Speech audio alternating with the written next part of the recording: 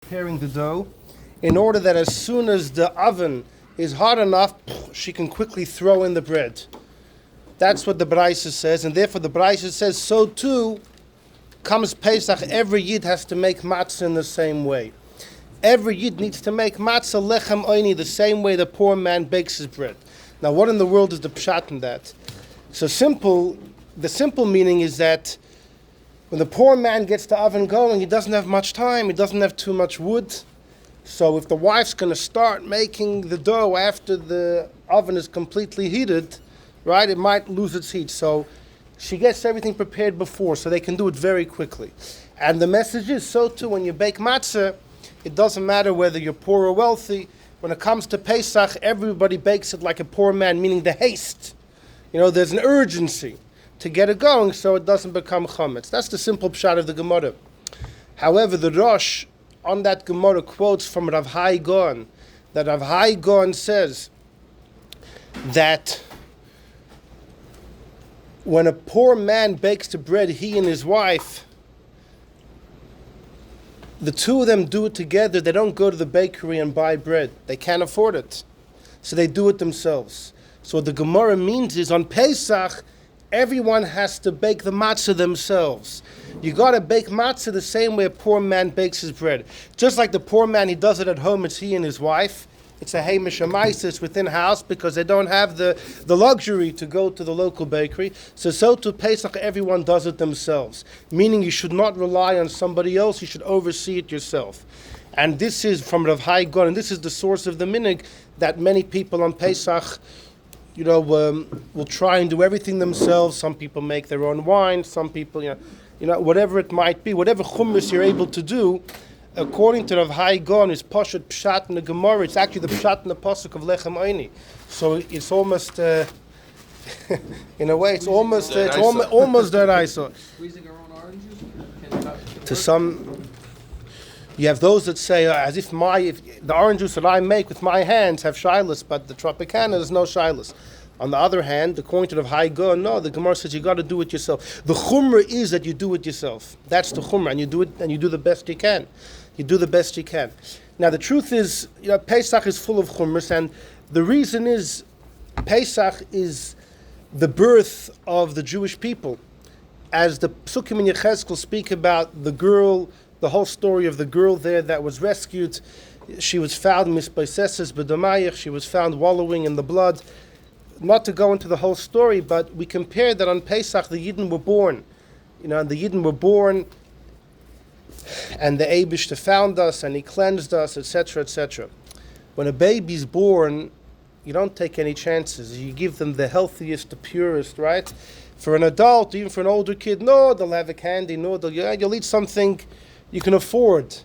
The gut is strong, right? No hydrogenated oil. A baby, a baby you're machmir. You don't take any chances. So it's because we were born by Yetzias Mitzrayim, we treat ourselves like babies, that as far as the halachas, we don't take any chances. And we're very machmir. 1 week, a whole year. There is a story, a Lubavitcher story. There was a great Lubavitcher Rav. This happened at the times of the Rebbe Rashab. That there was a Lubavitcher Rav who was out of home one day during Pesach. When he came back home, he asked his wife, "No, did somebody come by while I was out?" And he shilas, and she said, "A woman from down the street came by." And the Rav asked his wife, "No, what happened?" "Nothing. She saw me making lokshen, and she was all excited. And she said she's going to go home and do the same." And the Rav said, "What?" And his wife said, "What do you mean? I'm making egg lokshen." He says, "You're making egg lokshen, but what's she making?" And he runs to the woman's house, or his wife ran to the woman's house, and Taka, the neighbor down the street, was making lokshen with flour. She saw the Rebbetzin doing it. She thought she could do it herself. So the Rav said, from now on, we're never having egg lokshen again. That's not a joke. This is how chumras come. It was a true story because he saw what happened. He saw what happened. That's really why Kitnius the beans and everything. The issue with kidneys is because it can be mistaken for real chametz, and that's exactly what happened with this Rav's. I forgot his name. This Rav's with this lokshin, the egg lokshin. So he said, you know what? As a rabbi of the city, I caused that this other woman, Mama ate chametz, so I ain't doing this ever again. And in that family, they never had egg lokshin. So that's where the chumras began. They started, the first time they took it upon themselves, the reason was clear. 100 years later, no one knows where it came from, right? But they all started off, garlic started off for a reason. Grandmother didn't like eating this, so. There was a halachic reason. Garlic, there was an issue when they would dry it out in the ovens, sometimes bread in the oven. Apparently somebody was speaking about garlic in front of the Rebbe Rashab, and people were saying you can't eat it. And the Rebbe Rashab asked, why not? There's such a tradition. On the other hand, many people do. Anyways. Many people ignored that part of the Rebbe Rashab. That's when it comes to Chumash B'chlal on Pesach. When it comes to Matzah, it's even greater, because Matzah is really the closest thing you can have to Chometz over Pesach is Matzah. There are some people that only eat Matzah by the Seder, and by the Yom Tov and Shabbos meals, but not if you don't have to, because it's the biggest question you can have is the matzah itself. We'll go on the diet.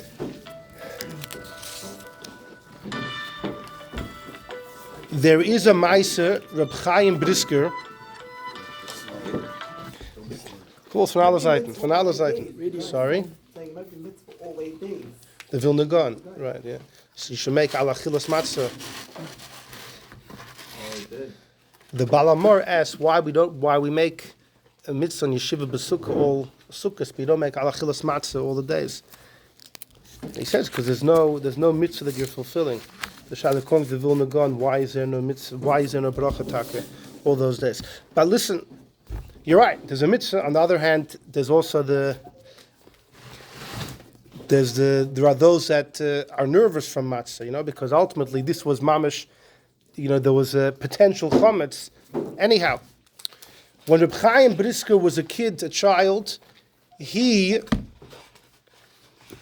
came home one day, and his father, Reb Yosef Doiv Soloveitchik, well, there's like an orchestra over here.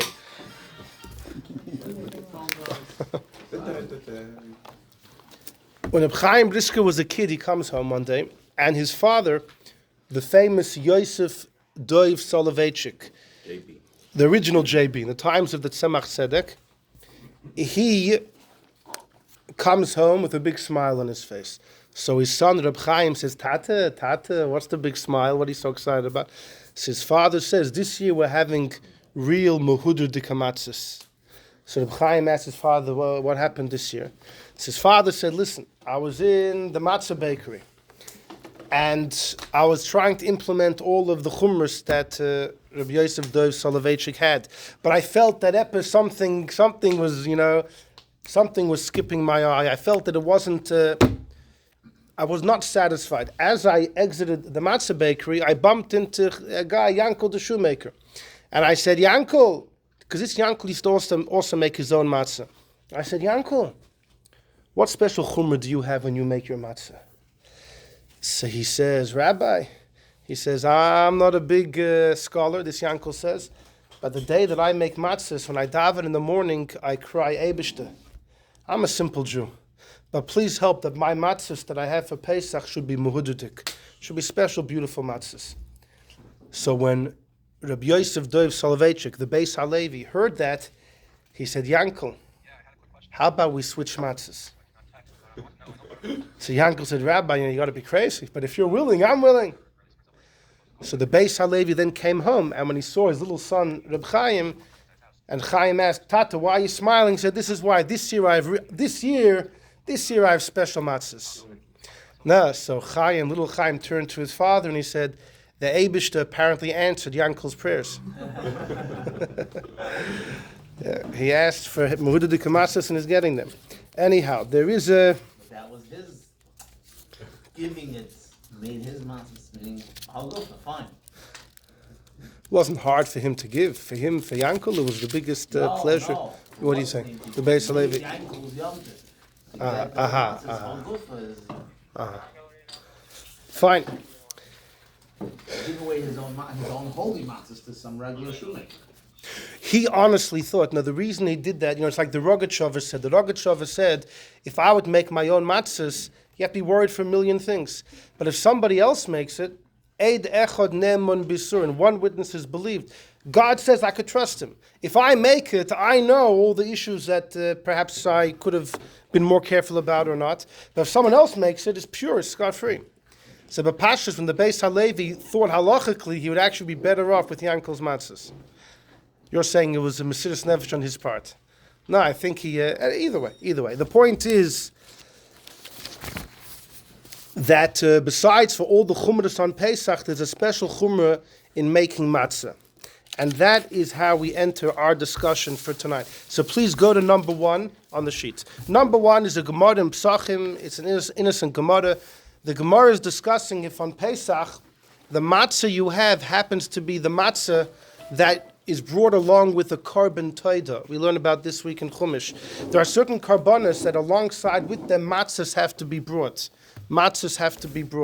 And the question is, okay, the hasta matzah, why can't you use that for the Seder? So the Gemara says, this is in the Shit of Rabbah, number 1. Ushmartem es hamatzahs, the pasuk in Parshas Boy. One must watch the matzahs. Says the Gemara, what does it mean? What are you watching? What are you protecting them from? You have to protect them from chametz, but it's more than that. Matzah hamishtameres l'shem matzah. You have to protect the dough from becoming chametz for the sake of eating this dough for the mitzvah of matzah.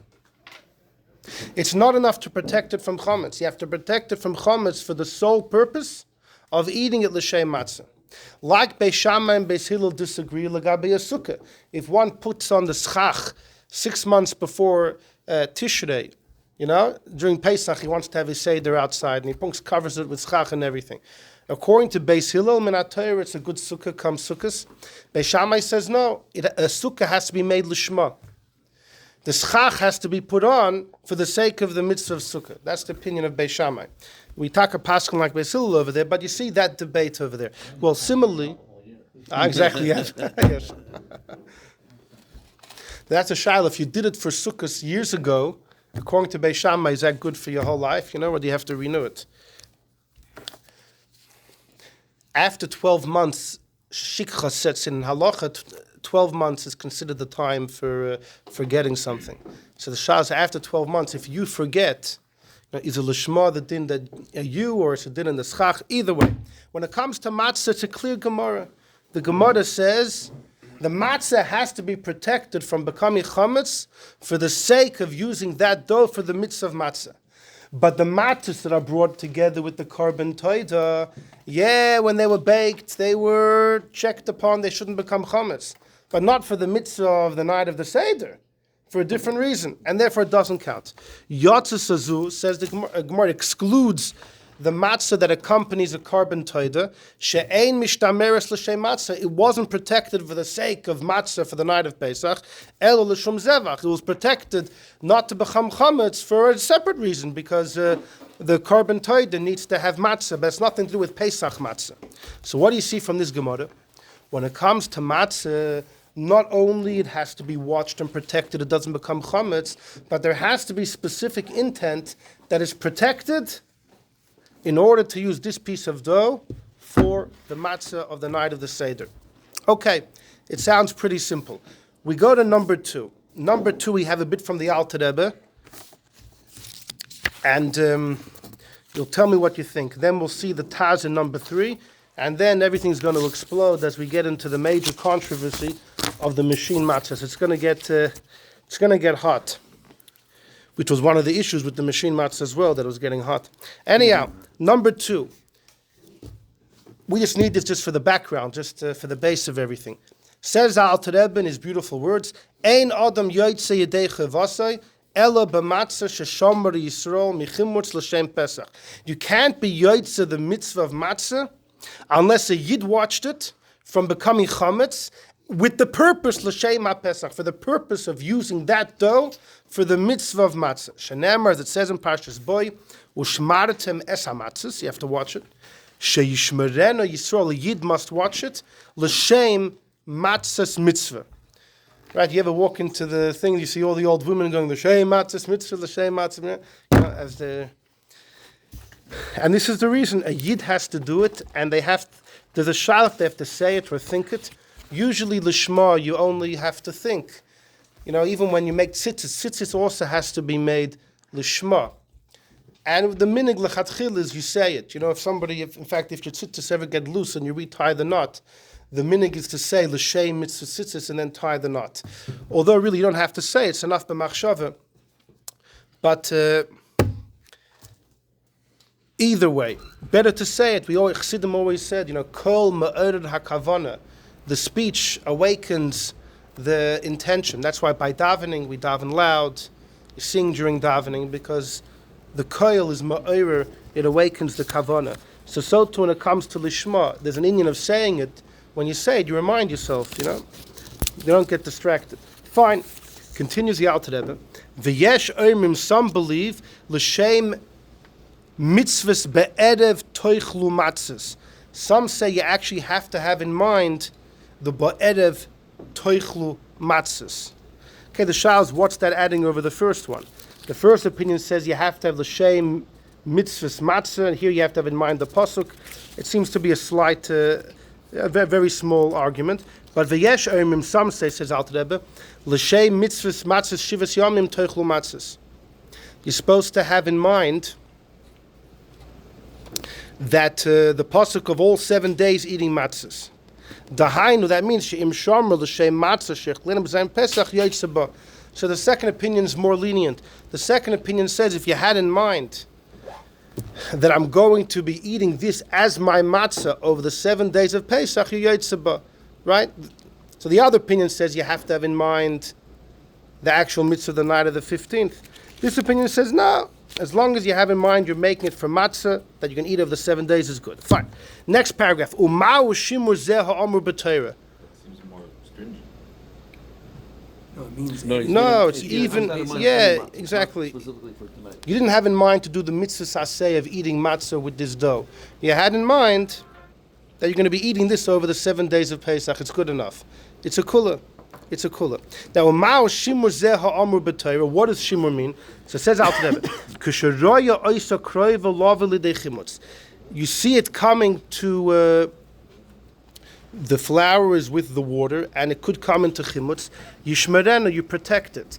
V'yishtadu bo shaloi tachmetz, and you work on it that it should not become chametz. Could go in, for example, mitchilas lishasa ve'elech. If the kneading has already taken place, the flour is mixed with the water. Shekvar bo aleo mayim. The flour and the water are already mixed. V'hikroy v'lahachmitz, right? Once the flour is with the water, it's just a matter of time until it becomes imlo yemai. If you're not quickly sasik bob yadayim to actually get your hands busy, bilishasa with the kneading, varichasa, and with the rolling, vafiyas and the baking. You have to do that right away. So taka tzorich Yisrael, you need a Jew, ben das, who can think, lisa asik be'iskim alolo, to take these activities, l'shem matzah. So he's speaking here of kneading and onwards.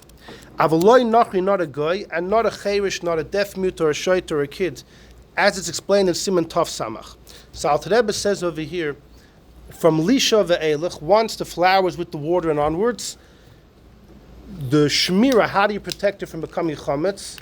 It's active. You actually have to pound the dough. It's the rolling and with your hands. That's how you make sure, as long as you're busy with the dough, it doesn't become chametz, and that's the way you protect it. It's an active protection, and that needs to be a Jew, not just a Jew, a bar das. Fine. Continues the Alter Rebbe, avol koidim shebo aleo mayim. Before water has interacted with the flour, dahainu koidim lisha, before it's needed. Ein tzarech sheyishmar Yisrael es hadogan. You don't need a Jew to be shomer the grain, oyes hakemach, or the flour, shelo yovei alei mayim.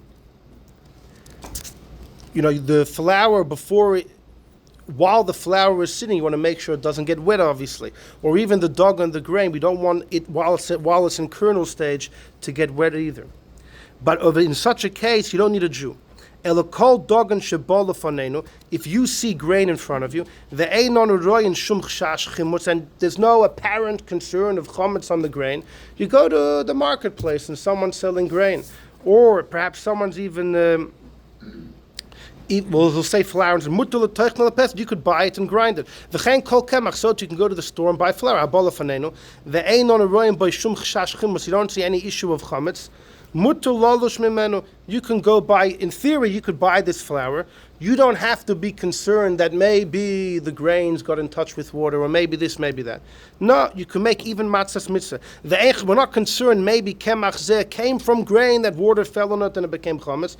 No, ein machzikin isur misafik. We don't create questions just because you're not sure, right? If you don't have any evidence that there's an issue, it's fine. So, the Alter Rebbe at this point has told us what? That once the flour comes in contact with water, you need a Jew, a ben das, to protect it. Before then, if you're buying stam flour and it doesn't seem to be any questions on it, you could buy from a guy, no problem. Next paragraph, v'chol zeh me'ikar adin, that's all from strict halacha. Avol kvar no, it's already a meaning of all the Yidden, to be shoyme the chitim shal matzahs mitzvah, to protect the wheat of the matzah that you're going to use for the mitzvah, mishas tchina ve'elach, already from the time of grinding. Already from the time of grinding. Why? Because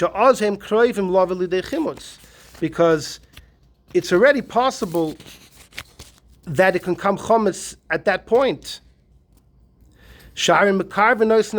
Because they come close to water. In those days, how would they grind? They would have the big mill, which was powered by a river, right? The power of the running water of the river or waterfall would push the mill, and that would help grind. So when you're bringing the flour to grind it, you're bringing it to the danger zone. You're bringing it to a place of water. The gam shayad, even if it's a hand mill, regilus lirchitz, they wash the wheat before they grind them. The henkroiv in love the chumetz. It's quite plausible that chametz will happen. Lefichach, therefore, the minig of all the Yidden is tzarach sheYisrael yishmerem. You need a Jew to be shomer them mechimutz b'shas hatchina. You need a Jew to watch it. So this is a chumrah, but it's a minig of Kol Yisrael to watch it from when? The time of grinding. But here's the clincher. Avo, the tchina atzma, the Jew doesn't have to grind. He just has to be there to watch. Who grinds? Muteres, even through a goy.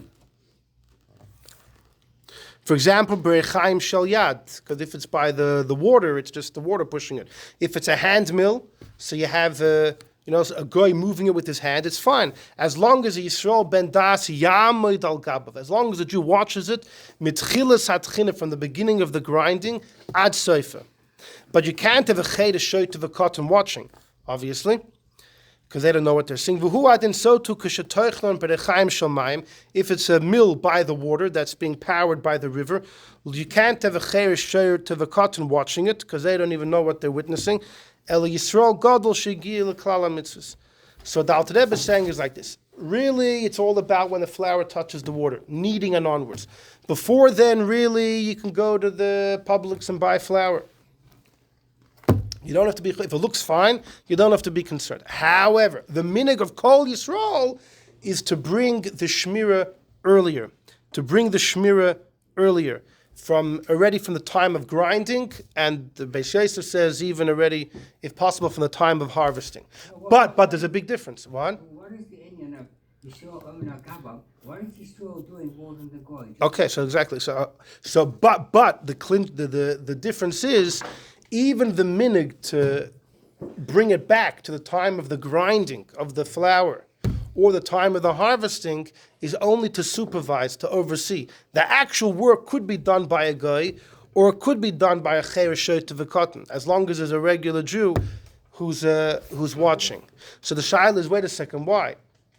L'chayre, if the minig is, in other words, the real halach is only from the time of kneading, but the minig is to bring it back earlier. Shouldn't the minig apply the same halacha that from the time of the grinding, you should have a Jew doing it, who's over bar mitzvah, who's a bar das? Because when it comes to the kneading, it's not enough for a Jew to watch. The Alter Rebbe just told us before that the Alter Rebbe told us before in the middle of number 2, in the middle paragraph of number 2, once it's mixed with water, but it's the same shmira. If you have a Jew watching, it doesn't matter. The Alter Rebbe said it's not good if you have a guy rolling it. The Jew's watching it, and the Jew can give the hechsher, and the Jew can say, I saw. Over there you're making and it needs intent. Okay. Hold on. You don't need the shema in the tchina. Who said you ever need the Shema? Hold on. So there's two ways of going over. Here. There's only, when it comes to Lishma by Matzah, there's only one pasuk, or Shmartem es HaMatzah. There's only one pasuk. So the shaila is, are there two dinim over here? Are there two different types of Lishma over here? In other words, let me ask it like this. When we say the minig is to bring it back early to the time of grinding, or back to the time of harvesting, is the minig you only need to watch it, or is the minig that you need to watch it for the Shem Matzah's mitzvah? That's a simple question. When it comes to the kneading, we say black and white. You have to watch it l'Shem Matzah. But when Alter Rebbe says the minig is to bring it back, he doesn't. There's no. No. It's Shmartim. The whole source is from Shmartim, which is watching. There's no din of va'asulem tzitzis is an asi. When it comes to making tzitzis, it has to be done lishma. When you write a sefer Torah, it has to be written lishma. When you write a get, it has to be v'kos avla. It has to be written lishma. There's no din that the matzahs have to be made lishma. It's all from the pasuk of Shmartim, which is Shmura. It's different than all the other mitzvahs. But it's funny that when it comes to the kneading and onwards, it says you have to watch it with the intent that it should be kosher for matzah. But when the Alter Rebbe speaks about bringing it early, he speaks about shmira, but he only from chimut. He doesn't throw in, you also have to have in mind the matzah's mitzvah. On top of the ein machzikin and isura that you have in Kolatar Kulos. The Chumreis don't rely on the ein machzikin and isura. Don't assume that there's no chametz. You should be chayshish that maybe there still is a problem. But you need shmira. We're bringing the shmira early. No, but is the shmira l'shem matzah's mitzvah? No, it's on the ein machzikin isra misafek. He ends off ein machzikin isra misafek. It's coming from the Rishon. So you're saying, so it's nothing to do with the shmart matzahs by matzah. No. He's saying it's not. No. Look in the Shulchan Aruch. It's clear. Rabbi Yosef Kari brings yesh omrim that shmira. It's all the same shmira. Some say shmira from lisha. Yesh makdim l'tchina, makdim ksira. What the Rebbe was saying here is that when he ends up in machzikin isra misafek. Yeah, that's meikar adin. No, not practical. No, so in other words, you bring back Ushmartim earlier. Yeah, but so why shouldn't it be l'shem matzah's mitzvah? You have a practical problem that I'm quoting. I understand what you're saying, but Pashtus, if you look in the way all the poskim set up, they bring yesh omrim, you need shmira from kneading. Some bring it back earlier to lefachas. Rabbi Yosef Kari says, he said b'diavad from lisha. He puts all the shmira together. Rabbi Yosef Kari says lechatchila from when you harvest. Lefachas from when you grind it. B'diavad from shas lisha. It's all the same shmira. So why, when it comes to lisha, do we point out that the shmira has to be within mind to make it into matzah? And when we bring it back early, there's no mention. It's only like when we say bring it back early, we only mention the shmira from chimutz. We don't throw in also l'shem matzah's mitzvah. So look in the Taz in number 3. I'm sorry if this is a little bit nitty-gritty. This is just setting up it's going to get interesting soon. Just bear with me. It's already interesting. Fine. Number 3. So this is the Taz, Reb David Halevi Segel, in his famous commentary, Tudei Zov, on the Shulchan Aruch. And he's asking a contradiction in Rabbi Yosef Kai's own words. Because in one place, Rabbi Yosef Kaira says, l'chatchila, you should have shmira not just from the kneading, but already from the grinding and already from the harvesting. And yet, he only says you should watch out from a goy at the time of kneading. In other words, the question we basically asked before. So the Taz says in number 3, Ein Loshen, Nira lefi ani is daiti. It seems to me, Davka lisha vafia asar al yidei akum. Only kneading and baking is also through a goy. Duba'inon shimur l'shem mitzvah. When it comes to kneading and baking, it needs to be watched l'shem mitzvah. Va'akum lo yoyse ela das atzma. You can't tell a guy what to have in mind, right? You tell a guy what to have in mind. A guy adaita denafshei ka'avid. A guy always does his own thing. Afa pish Yisrael oimid al gabav. The Jew could be on top of him. Umazhiro, and he screams at John, no, have in mind the matzah. Sheichavin l'shem matzah mitzvah. You have a nochri adaita denafshei ka'avid. K'mashikasav beis Yosef b'shem tshuvas haraj. Fine. What Mati said. Hold on. I know. Hold on. But when it comes to the grinding of the wheat, it's not a problem if a guy does it. If a Jew is on top of him. So he is saying clearly what we just pointed out before in the Alter Rebbe. It's a clear Taz. The Taz says there's a difference. When it comes to the kneading, once the flour is with the water, then taka, you need the Jew himself doing it. You need the Jew rolling, you need the Jew punching, you need the Jew putting in the oven. If a guy does it, it doesn't matter if the Jew is mashkiach, it ain't going to work.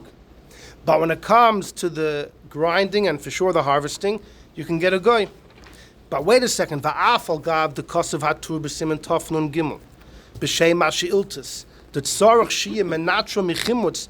You need a protected min kad nofla maye love. There's an issue from when water falls on it already from way back when. So, even as grains, once it's cut off from the ground, even as a grain, and there's water on it, it's a problem. It's a problem if the grain starts to expand because when it's soaking in water, it's a problem of chametz. So you need to watch it. There's a chumrah to watch it from way back when. And who's watching the kernels of wheat? If it's an akum or cotton, so they can't have the proper things in mind. So he says, so he says, maybe what you were saying, that when you go back to harvesting or grinding, there is partially a practical issue. But hold on, that's what he seems to be saying. It's just an issue of chimutz. So you don't need the Jew to be the one to harvest or the Jew to be the one to grind. As long as there's a Jew that can testify, it didn't become chametz. Memeilim omid Yisrael gaba v'shoymer mechimutz. Einus is no problem. Mashe enkem belisha v'afiyah. Mashe enkem by the kneading and the baking. The lav mitam chimutzu. Here, it's not about protecting from chametz. You have to have in mind l'shem matzah. It sounds like he's comparing it to tzitzis. Bozeh davke osur ba'akum v'cher shoyte v'katan. V'zeh muchach teheni trei dinim. So he's taka learning there's two dinim over here. That's what he says. There's one issue from when you harvest and when you grind that it pasha shouldn't become chametz. And that's just a practical thing. It's just the result. What matters is the results. As long as the Jew can attest it didn't become chametz, it's good. That problem is throughout the whole process. Okay. Even after you, the whole thing, even after you meet a Jew. Yeah. But once it comes in contact with water, then it seems like it's like an Indian of making it lishma. So you need the person that's actually rolling to be the Jew. And he says, there's one din over here. V'hach des simen tofnun gimel heim shel sheiltus. Final le'el nokat shimur michametz. Earlier, when he's saying you should go all the way back when from the grinding and the harvesting, that's just protect from chametz. V'kan nokat shimur l'shem matzah. But here we're speaking about actually making sure it's matzah. So it's almost like the mechaber's dividing this into two different dinim, 7 simonim apart. Elavada kedipirashti must be like I explained. It's talking two different stories.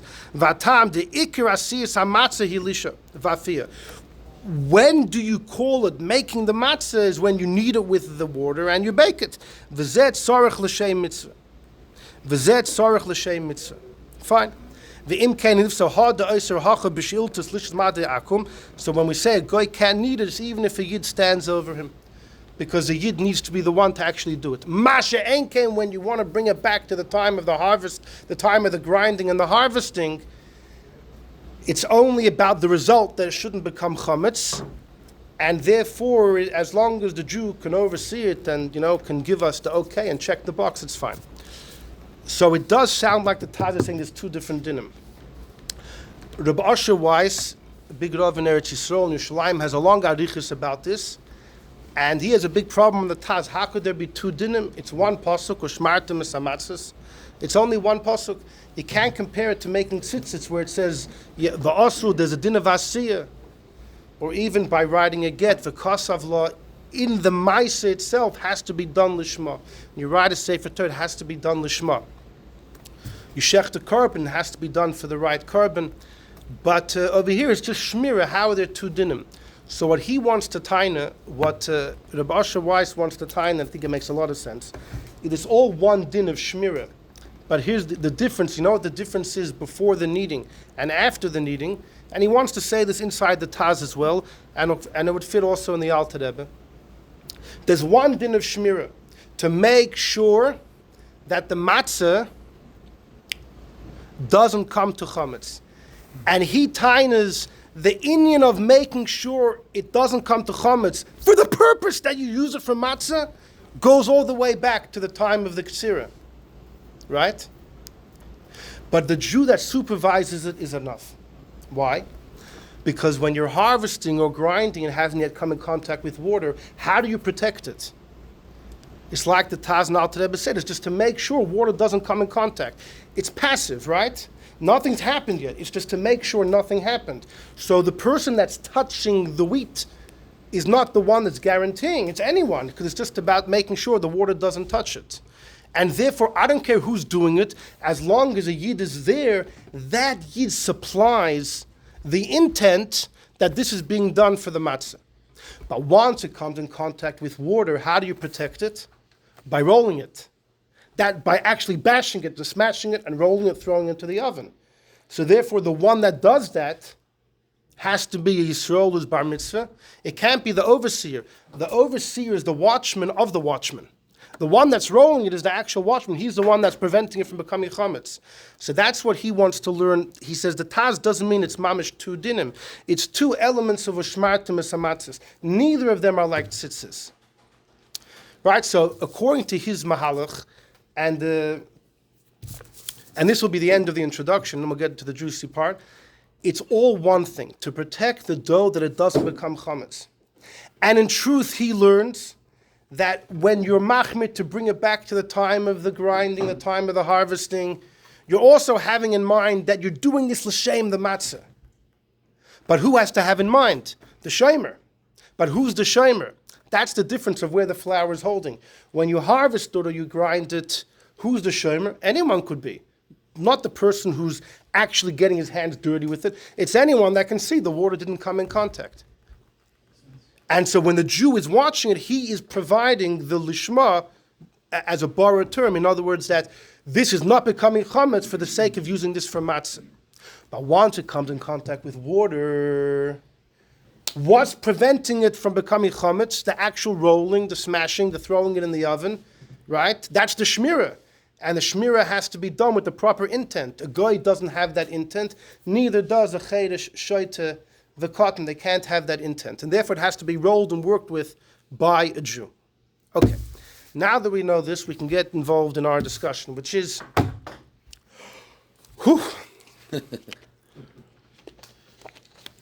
when did electricity reach to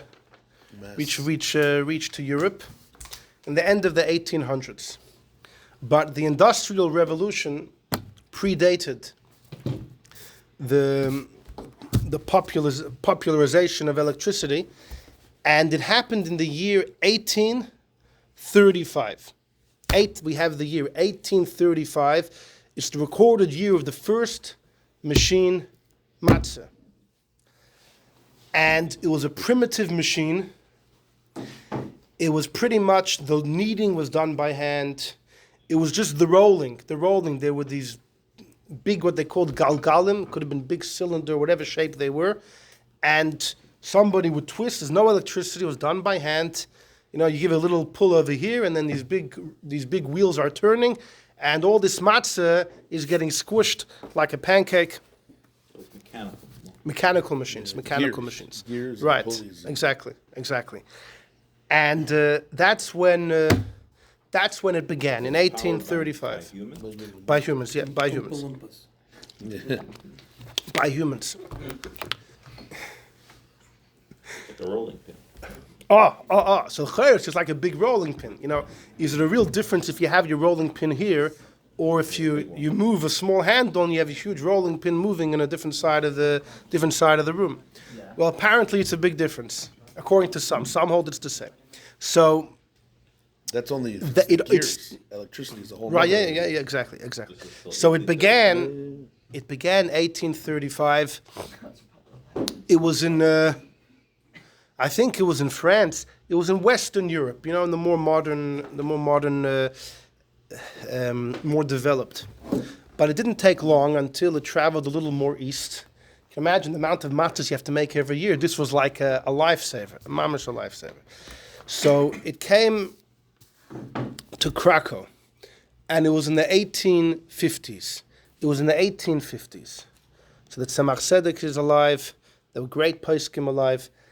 And, it was big news. You can make so many matzahs so much easier. You could charge less money. And definitely much easier. You're saying the machines themselves cost. So the Shaila went out to big Rabbanim. What's the deal? Is this okay?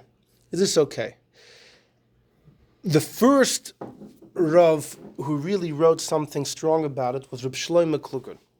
Reb Shlomo Kluger was one of the greatest Gaonim of the time. He was Mamad at the same times as the Tzemach Tzedek. He was born a couple years earlier, passed away a couple years later.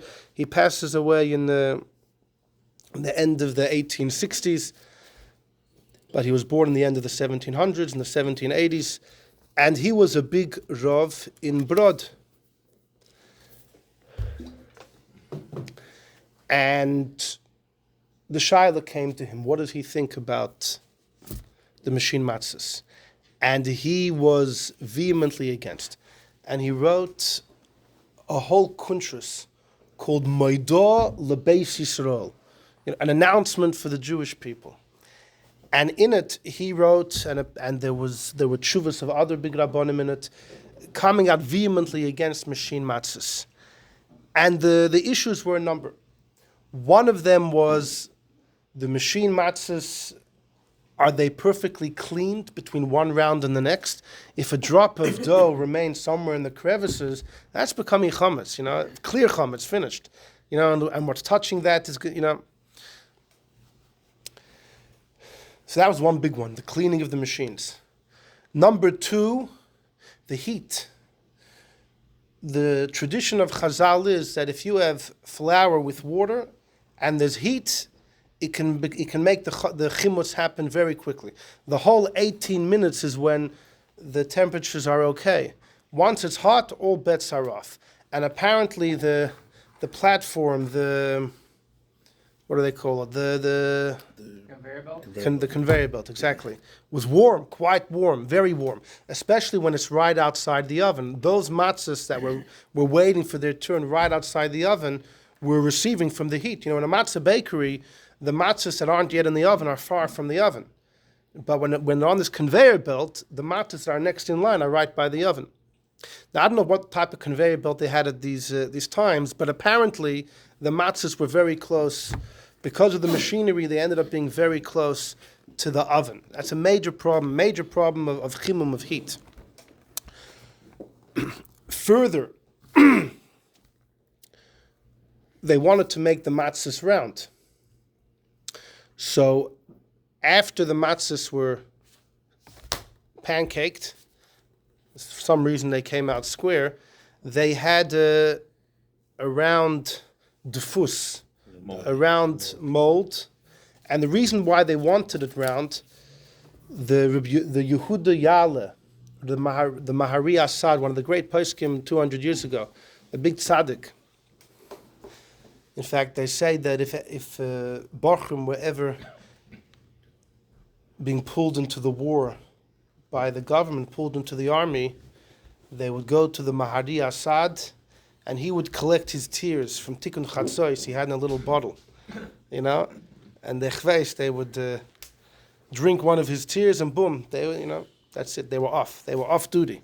They were freed from the army. He was a great tzaddik, and he says like this: matzahs in the Chumash are called ugos.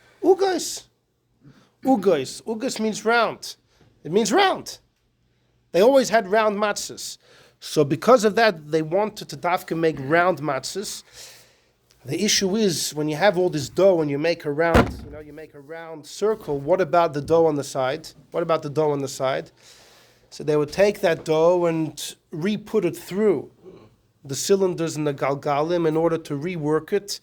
And Shlomo Kluger had a big problem with that because in halacha we say that there's halacha about making shapes of matzahs, making designs in matzahs. You had a big dough and you want to make a nice matzah, the size and the shape that you want, and it's brought in Shulchan Aruch, you shouldn't do it, dafka, because of the pieces that are going to be left behind, right? What are you going to do with them? What's going to happen? Your mamash asking for trouble. If while you're baking matzah, you can have all these pieces which are not being used, you have chametz everywhere, you got to keep away from it. That's a clear halach in Shulchan Aruch. So Shlomo Kluger says, you're running into that issue by the very fact that your hand, you're making the round shape, the mold. The mold is being used continuously, so every 18 So you minutes. could kosher Right. Kosher it every 18 Yeah. minutes. Or you have a different one, whatever. Right, and also what if it's not perfectly clean, mamash? It's Yeah. also all that was That's the the first clean, issue. yeah, that's the that was first the first issue. issue that all the crevices. Right, exactly. Yeah, mamash, mamash. Between everyone. There was another issue which he said was parnasa. How many people are working in these that do all the rollers? You're going to cause them to lose their parnasa. What? You replace them with engineers. Learn to code. AI. It's like they say, what's going to happen after? Oh, that's a whole nother. Revolution happened right around the end of slavery. The shaf, if a goylem could shecht, if a goylem's body is matame, all these. They can't speak. That's a debate between the Chacham Tzvi and Rabbi Yankov Emden. Rabbi Yankov Emden says a goylem, it's a shaila if he's human or an animal. Even if it's human, it's a shaila if it's Jewish. Even if it's Jewish, it's a shaila if he's a bardas. He's a cherish or something, or a cotton. He was just born yesterday. He was born yesterday, right? He was a cotton. Anyhow, so just like they say, if electric cars are going to come, what's going to be with all the gas stations, right? And all the people that hang out in the gas stations. What's going to happen? Nebuch, what's the sign? But Shlomo Kluger apparently was worried about that as well, about the parnasa. It sounds like a weak argument, since when do we take that? But the main issue of Shlomo Kluger, if we could say the main one, is besides for the issue of chametz, Reb Shlomo Kluger says you can't use these matzahs by the Seder. Reb Shlomo Kluger said you can't. Why? Based on everything we learned until now. You want to use a machine to grind. You want to use a machine to harvest. That's fine. We just saw the Taz out there. Everyone paskins that even if you could have, as long as a Jew oversees it. Why? Because there the Shmura is just that water doesn't touch the chita. But once the flour touches the water, you can't have a Jew supervise. We saw that clearly. When you have the water mixed with the flour in the matzah bakery, when you're making the matzahs, it's not enough to have a Jew supervising. You can't have a Jew supervising and a goy rolling, because since at that point the shmira is through banging and everything, and the shmira has to be done l'shem matzahs mitzvah, so it has to be banged by someone who can supply that intent. A goy can't, a cherish can't, a shoyta full, neither can a cotton. So how could a machine? No, but the So the Shlomo Kluger, no, it's not because the AI doesn't understand the word that it's saying. It doesn't understand. understand. First, it's not It conscious. spits it out. It's two things. Forget about that, it's not a Jew. It's not a Jew either. But the whole thing why we need a Jew is because they have to be able to. If anything, the AI is going to be the worst. I'll tell you soon why it's the worst. A regular machine that doesn't think at all might be better. But Shlomo Kluger said it's all the same thing. Shlomo Kluger said when you're moving your small hand over here and there's a big mill turning on the other side of the room, he says that's not you. You're just a groma, you're a cause. But the actual thing is happening through an independent device. It's not called koyach gavra, it's not your strength, and therefore you cannot supply the lishma. Just like if you're standing on top of the shaita, or on top of the kids, a 12-year-old kid, and you're telling the kid, have in mind l'shem matzahs mitzvah, and the kid's repeating it, right? Everything. No, you can't use it for the Seder. Halach, you can't use it for the Seder. So there's no machine Yes. gets leveraged by this either. That's not me, that's not It's my. not the same thing. A that's a machine doesn't roller. work like that. Yeah, Roller, this is a yes. roller. but That's not a human groma. regular. That's That you're direct. literally doing. When you do a machine, it's happening. You're also literally doing that. If you're not turning it, it's not You're happening. causing the wheels gear are to all connected move, to and then the me. gear is causing that. And when you're turning the roller, you're You're causing the co- roller you're to. koyach koyach. Right. It's an amplification of your koyach. An amplification of your koyach is different than when it's exactly your koyach. Once it's amplified, it's already beyond you. What about like shooting an arrow? Oh, these are good. By the way, all these things are discussed. The poskim speak about that, about Isha Mishum Chetziyai. Some say electricity. We'll get to that hopefully in a moment. So this was Shlomo Kluger's real big argument that, you know what, even if it's perfectly clean, then the temperatures never get hot, and somehow you never have a problem of chimutz, but you still can't use them by the Seder. That was, by the way, this year we're not coming out for, again, you're going to see there's many poskim will see who say just the opposite, that machine matzahs are better. But Reb Shlomo Kluger wrote, Doesn't your friend Kanievsky still use it? I'll get to the Chaim in a moment. I'll get to Not don't yet. worry, I'll get to the Chaim. Not Because anymore. Reb Chaim Kanievsky's father, the Stipler, they used machine matzahs. That's more kosher. The Chazon Ish, who was the Stipler, was married to the Chazon Ish's sister. Oh, this is better. So Reb Chaim Kanievsky was the Chazon Ish's nephew. And the Chazon Ish once came to his brother-in-law's home, the Stipler's home, and he sees that the Stipler's feeding his kids, Reb Chaim also, machine matzah. And the Chazon Ish screamed, Chametz, Chametz! By the Chazon Ish, machine matzah was a no-no. But by his brother-in-law, no, he disagreed. But we'll see where the argument began. So, Reb Shlomo Kluger, again, the main issue was when you have that machine, those big cylinders, those big balls, big galgalim and everything, and they are pressing the matzah. So yeah, it's not chametz. I mean, as far as that issue, as far as even if there's no chametz anywhere in the machine and there's no warmth and it's perfectly, and it's been overseen. You have Jews standing on all sides, right? It's surrounded by 100 Jews watching it. So and everyone sees there's no chametz, but the Shmura, once the flour is with the water, how are you shomer it? By pounding it. Who's pounding it? The machine. And the machine is not having in mind that I'm pounding it for the sake of using it for the matzah of the night of the 15th. Just like the issue is with the goy and a cheir shoyt for cotton, the same thing with the machine. Azoyat Gatainet Reb Shlomo Kluger. Fine. So he wrote this kuntrus Moidor Lebeis Yisrael. He was living in Brod. At the same time, there was a fellow, more than just a fellow, Reb Yosef Shaul Natanzon. We would call him here in America Nathanson. But he was the Shoyul Umeshiv, as is known, and he was a rabbi in Lvov, in Lemberg. And he was asked about this as well, and he said just the opposite of Shlomo Kluger. He said, no.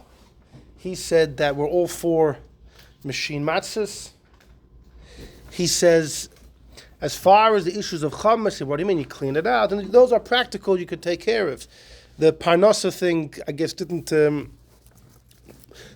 carry too much weight. But as far as the lishma, so he Shaul Natan says, wait a second. What you think it's magic? You turn the gear here, and magically, the mill is turning over there. It's not magic. It's your koyach. It's your koyach. Electricity would be different. There it's taka like it. But here it's mamish, it's your koyach that's doing it. It's your energy. And because it's your energy, he said, well, you think this is kishuf? He said, you think these machines are kishuf? No, it's laws of physics.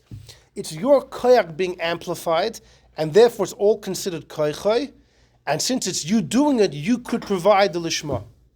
You could provide the lishma. You could have in mind, in other words, it's you that's thumping those matzahs, it's you that's pounding the matzahs, and therefore you can have in mind, I'm pounding the matzahs to eat them for the night of the Seder, and that's good enough.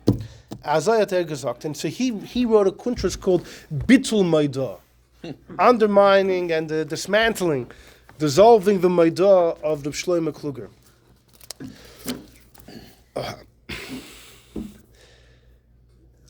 It was just beginning.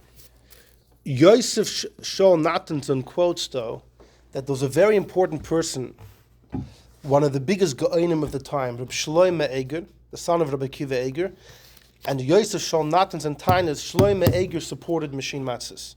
He supported it. He was okay with it, which is important because Reb Shloime Eger was one of the greatest geniuses of that generation. So his opinion obviously matters. And the only record we have is Yosef Shol Natan's and saying that he knows that this Shloime Eger was okay with it. So we don't have the full evidence. It's second. And machining the turn. Yeah. This is before electricity. This is in the 1850s.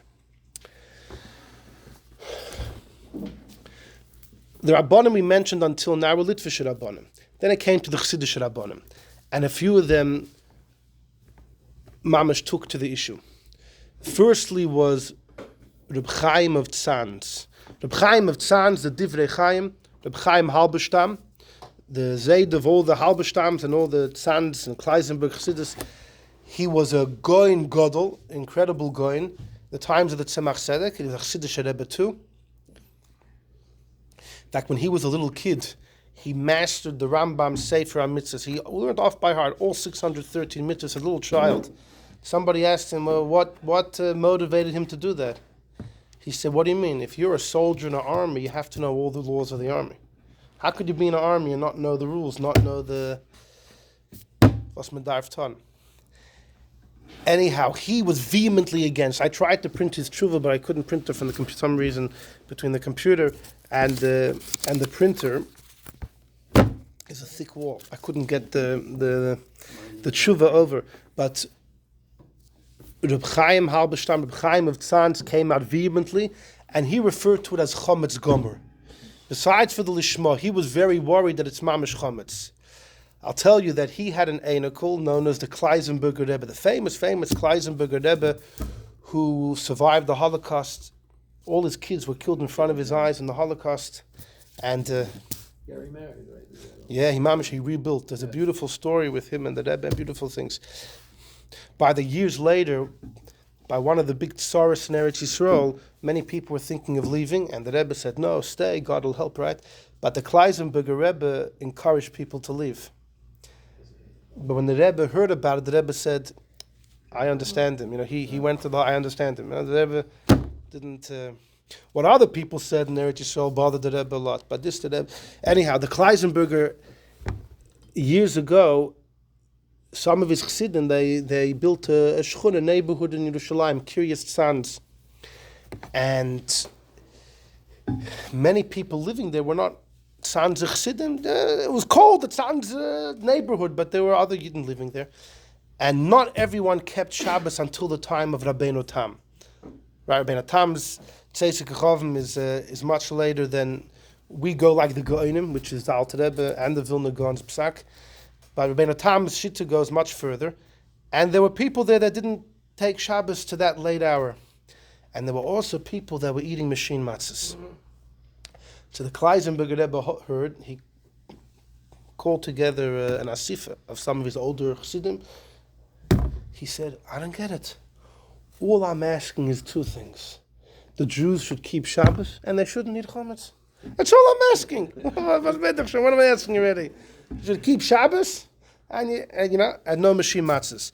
Because in the Tzanz, they follow the Divrei Chaim and who? Yeah, that one. He writes in Shmura that he had a problem with the mikveh, and he writes that this problem is as bad as the Chometz Gomer. Okay, good. Fine. So the Chaim Tzanzer was vehemently against. Together with him was the great Chiddushei Harim. The Chiddushei Harim, Rabbi Yitzchak Meir of Ger, the first Ger Rebbe, and he passes away the same time with the Tzemach Tzedek, so they're all the same time.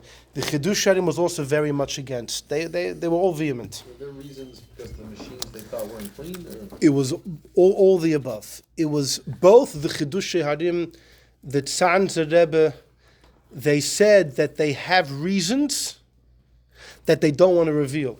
The Chiddushei Harim said that besides for the reasons that everyone knows about, I have 70 other reasons to answer, but I don't want to say.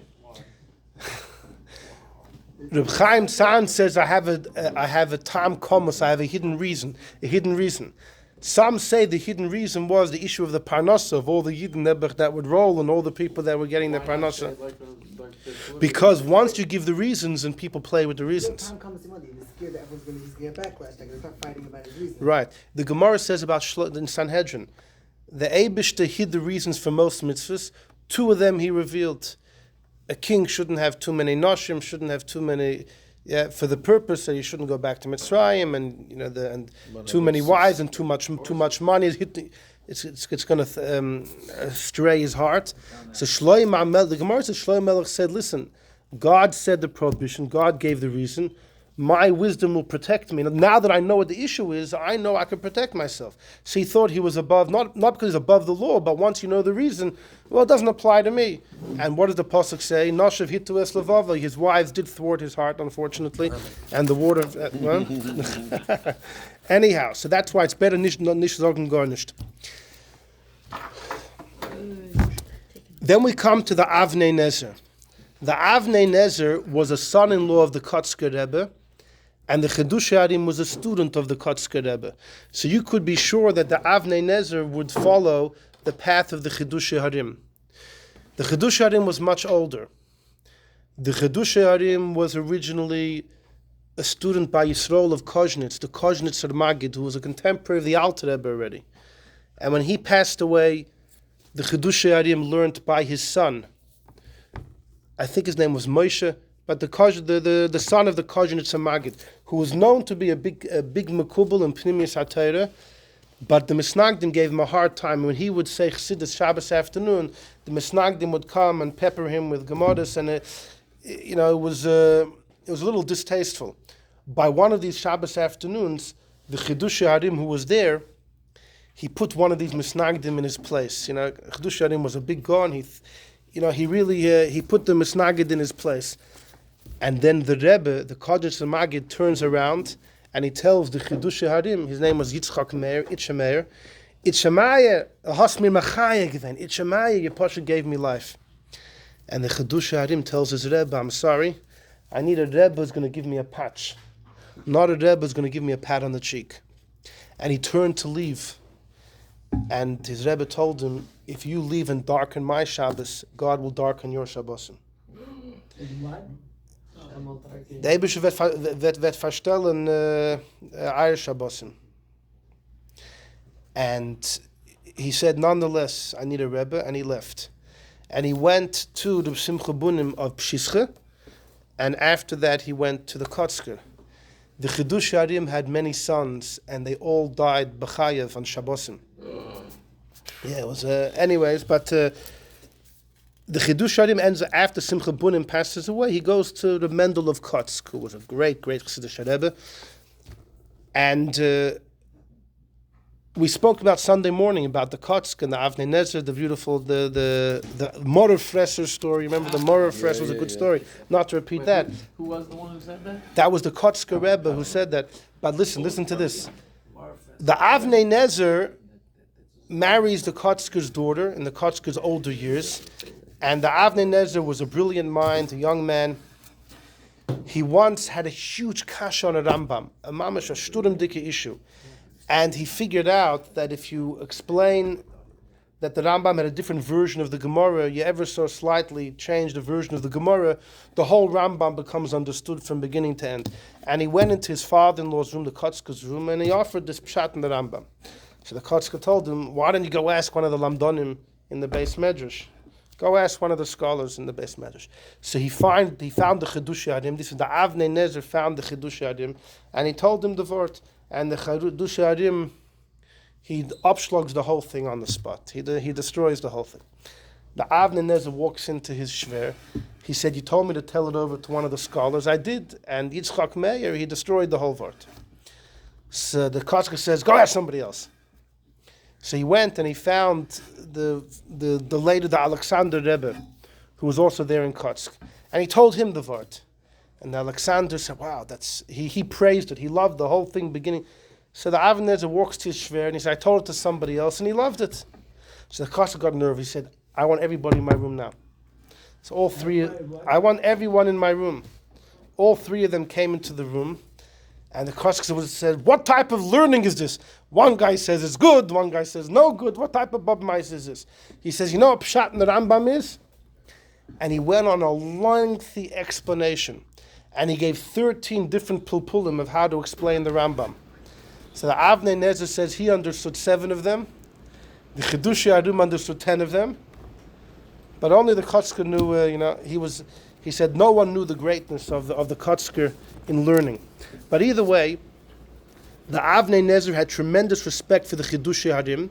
Again, they were both by the Kotzker. The Chidushei Harim was older. After the Kotzker passes away, the Avnei Nezer became a chassid of the Chidushei Harim. It only lasted a few years because the Chidushei Harim only outlives the Kotzker by about 7 years. And then the Avnei Nezer went to the Alexander Rebbe, and only later in life he became a Rebbe in Sochachov. But either way, the Avnei Nezer comes on the next page in number 4. And the Avnei Nezer has some biting words to say. Baruch Hashem Shnas Tofrei Samaches, okay? So this is in 1908, okay? This is later. At this point, the machine matzahs there's already electricity being used, buttons being used, there's electricity current being used in the machines.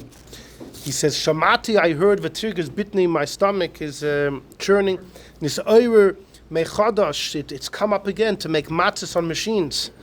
Ukvar his oirer, the ga'onim at tzadikim, ha'amitim, the great ga'onim. Kvoy dat muzat sal migur, that's the Chidushei Harim, who was his friend and then his Rebbe. Vagoyin HaKadosh Misans, Vagoyin HaKadosh Mitchechanov, that's Avremel Chechanov, all these big Goinim. He said, he's telling this guy in 1908, Yechezkel of Radomsk, Hakoyin of Radomsk, that already decades ago this was dealt with, and they all asked them behechlet. Yan ki tumasam b'shuleihem. The tumas in the bottom of the garments, in the floor.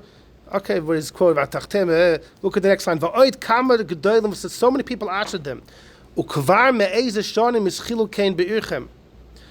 Years ago, they started doing it, and it stopped right away. Now, in 1908, they want to do it again. He says, Chasidim Hochel, they went to the Rav of Yerkehila. And the Rav said he doesn't want to get involved.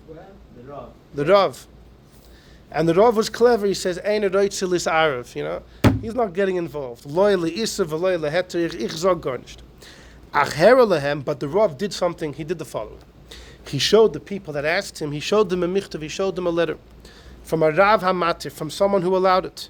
The Rav of Berjan. Shehitir gam matzahs elu. The Rav of Berjan is the Maharsham that we have underneath. The 5 and 6 are 2 different shuvas. It's interesting. We'll see them in a moment. The Berjaner Rav, Shalom Mordechai Shvadron. Shalom Mordechai Shvadron. He was mamish the same age as the Avnei Nezer.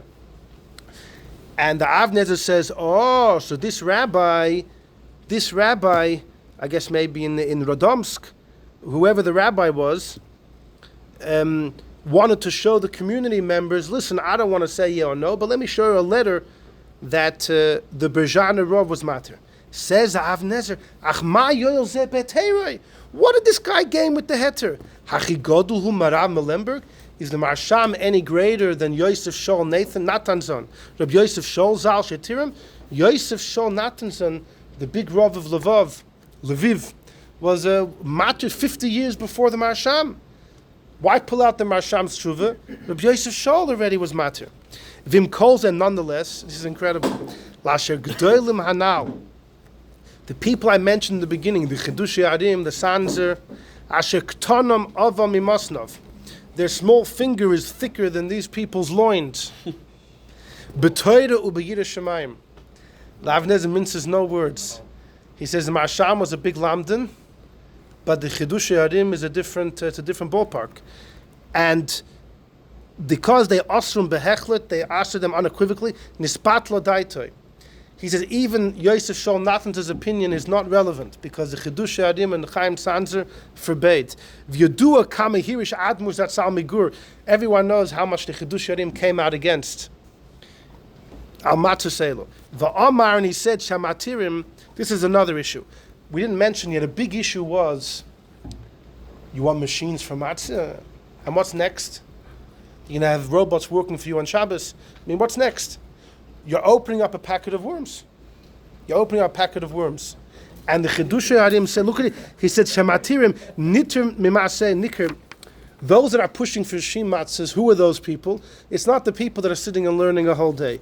They're trying to throw out, dismiss little by little. The Kavanosam Lakar Sakel. The Chiddushei Harim said, now we don't know who it could be. We don't know who the people in the 1850s. We don't know who the people were pushing. Which balabatim were pushing machine matzahs. You don't know. Apparently it was the people on the fringe. Those that were looking for ways out. Did not want to eat termites. So Ma Yosef Harav me Bejan Betera Shkoyach the Marsham is matir. It's a closed case, or it's a closed case, and then he throws out a whopper. Uma Yaretz Hazvuv B'Sikas Koile Ben Akfirim. What business does the fly have shrieking amongst the lions?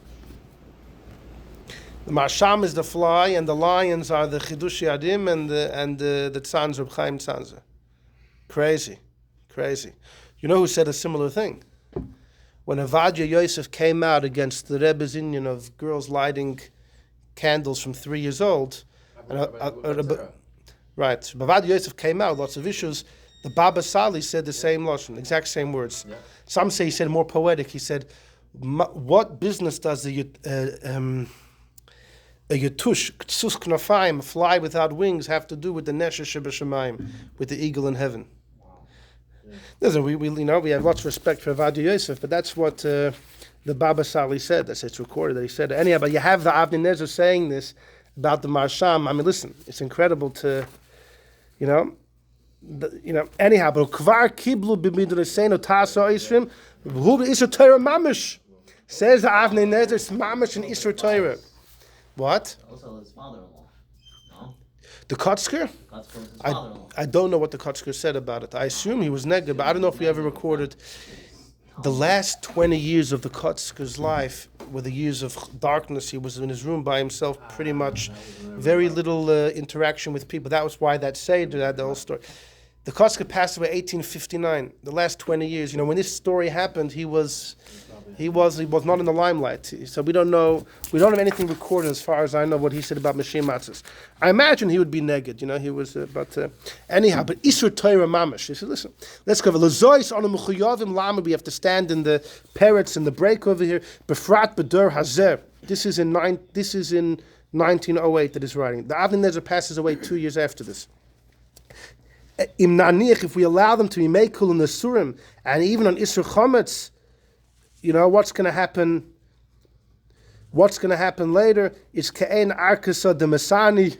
The Gemara says that if the Goyim make a Gzeira against Yiddishkeit, right, then even on the smallest thing, like wearing the shoelace, like the Goyim, you have to give up your life. And he says anyways.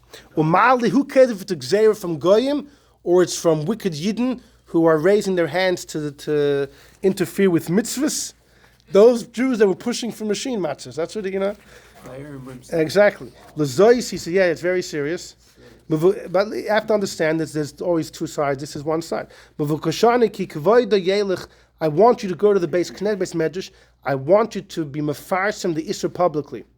It may be the will of God that there should be a Besura Tova, good words, good news about the Jews, that they don't stray from the Torah. Fine. That's the letter of the Avnei Nezer. His opinion can't be any more clear. Vehement. Now I want to tell you, just before we go weiter, in the original outbreak, when you had Shlomo Kluger in Brod and you had Yosef Shaul Natanzon in Lemberg, Yosef Shaul Natanzon had a famous brother-in-law whose name was Mordechai Zev Ettinger. In fact, Yosef Shaul Natanzon married his sister. And the two of them wrote many works together. There's a sefer they wrote together as young fellows called Mogin Giborim on Shulchan Aruch, and the Mishnah Brura quotes it all the time. They wrote big stuff together. They were very close friends until the machine matzah controversy. It broke the family apart. Mordechai Ettinger was against. Yosef Shaul Natanzon was pro, and it broke the family. to the point that Ettinger had to leave Lvov for a while. Pasha left the city, and then they no longer wrote Sfarim together, and that's when they worked on their own stuff. Ettinger wrote the Maimer Mordechai, and Yosef Shaul wrote the famous Shoyel Umeshev. But in Mamish, it Pasha tore the family apart, the machine matzah. Anyhow, but you see, and that was in the 1850s. You see that this is in 1908, the Avnei Nezer's Mamish, he's stirring the pot, if we could say such a thing. I mean, the Marsham passes away, Marsham's alive at that time, passes away in 1911. Marsham, might have got wind, he's really stirring the pot. Let's see what the Marsham Taka had to say. We have two tshuvas, 5 and 6. And they're important because they were written decades apart from each other. In number 5, this letter was written towards the end of the 1800s to a rabbi in St. Louis, whose name was Rosenfeld. Last name Rosenfeld. Was a big Rav in St. Louis in the end of the 1800s. He was busy with lots of Eruvin in America. You imagine what was like the U.S. like in 1800s. You had some big Rabbanim here. And in St. Louis, or nearby there, they had a good factory, not like what was going on in Europe. It was more of a... Clean. It was big, lots of machinery, and he himself wasn't sure, so he sends a letter to the Maharsham. This is in the 1880s, let's say, give or take. He sends a letter to the Maharsham, who's the Rav, the Berzhana Rav, and he says in number 5, Aval hine beguf Maisa ha-machines. What's the deal with machines? Kvar noida ha-machleikus, everyone knows the debate. That was Bimei HaGoyin, Yosef Shaul Zal, Av Bezdin Kohala Levov. Everyone knows about it, right? This is in the 1880s, Le'erich, so the debate already was 30 years before, in the 1850s. Sheyatzu HaGoyin Marshak, that's Shlomo Kluger, Umarma, what? Where's Av Bezdin? I'm a few lines later. No. I'm a few words later, sorry. That was Yosef Shaul Av Bezdin Kolavov, and the Goyin Marshak Shlomo Kluger, Umaharamu, don't know who that is. The imohem kama gdoilim, and with them were many gdoilim lesser hamatzas halolo ta'asa the matzahs. The echod matimes, one of the reasons was she'ef shalotzes bem, you can't be yotzei cheves matzah because of lishma. Forget about the chometz issue. Mipnei she'ein ha'maisai de adam, it's not made through man. V'nasa me'elov, it happens on its own. V'domi l'maisa chedesh, just like if a cheir shoyt v'kotten are pounding the dough, ein behem das, they can't provide the lishma, and neither can a machine. V'hagoyin Reb Yosef Shaul, though, dis v'imay kama gedolim, they will make heidu, no, they say shamachin suvide kambene adam, hamagalgam baga, they say fakert, like some people here tainut. The other side said no, the machine is not moving magically. It's all through the koyach of the person that's turning one of the wheels. The loy nifsa koyach, and it never ended. It's not like you do something and then later there's a result. That could be grama. If you do something and later there's a result, it's grama. But if your koyach never ends, if you turn a small wheel here and that turns a bigger one with galgalei shenayim, when it has the gears, like in a watch, right? I don't care how many wheels it is later. It's called loy nifsa koyach adam. Your koyach never ends. It never stops. And therefore it's all traceable to your original koyach. That was what Yosef Shaul tained. V'lachin loy mikri koyach. It's not called the strength of your strength. It's all your koyach, and therefore you can supply the lishma. That was the reason of those that supported it. Okay, he brings a couple rayas. Look at the next line. V'gam heidu al kol hakelim. And these rabbonim, Natanzon and his koz in the 1850s, they gave edus on the kelim and the oifanim and the wheels she'einam ischamimim, that they're not getting heated.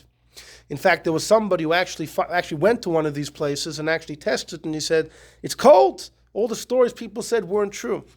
So in other words, many rabbonim spoke about this without actually having been to one of these factories, especially in the 1850s when they were rare. There was lots of hearsay and things like that. So the Marsham is telling us that Yosef Shaul Natanson testified that either himself or he heard testimony from somebody that no, it doesn't get the gam ha'avir, and don't think the room is hot and sweaty. No, ka'aru matzunan sham fakir. The AC is blasting. It's not hot. It's not.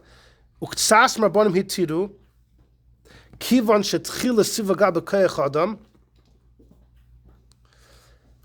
Okay, seems to be a similar thing. Since the original turning is your strength, the kivan shekoyach rishnu b'yad adam shuv choshev akol kekoyach adam. That might even be to say, even if there was a hefsek, but since the original koyach is you, okay, it seems to be a repetition where he said a few lines before. V'loy Eida, but he says to this Rosenfeld in St. Louis, in Benidin Didan Hukain, I don't know if your machine is the same as the machine that Yosef Shal Natan was speaking about. Is it as clean? Maybe the teeth of the wheels have botzuk, have some dough b'chol pam. Maybe there's heat, but where the wheel turns is naturally going to be heat. So he says, therefore, what the Marsham is saying is, if you would have the same type of scenario as Yosef Shol Natanson, I'll give you the okay. So in other words, he's siding with Natanson. Punkt. What's going on by you in America? You have to you have to go, go see. Is barren. If it all fits what I explained, you could be matuk kfisha hinig, but just like you did the year before. So the Masham is pro. Is pro. Bum bum bum. Then we have the next letter, number 6. This is a letter that was written in 1905, also from the Marsham. Simon Kuf Chavtes, it's early, it's Thursday night, Vayikra, 1905 in Brezhan. And this is to Pinchas, wherever he is, Pinchas Segel. Okay, maybe it's a Levi, I don't know if it's a Kohen, I'm sorry, it looks like he's a Levi.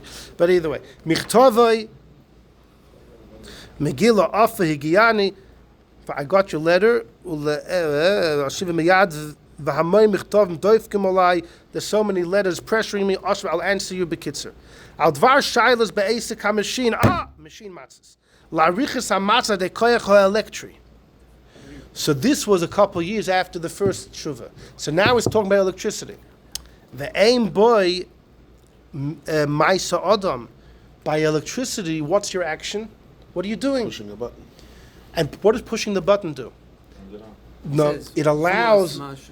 before the button's on, the electricity just can't pass through. You're just, when you turn the button on, you're allowing the electricity to pass through. So it's called hasaras hamaniya. You're just moving the blockage. Is that called a maisa? Masha pesach hamiski. You open up the baboik in the morning. Umemelo helech hamashin.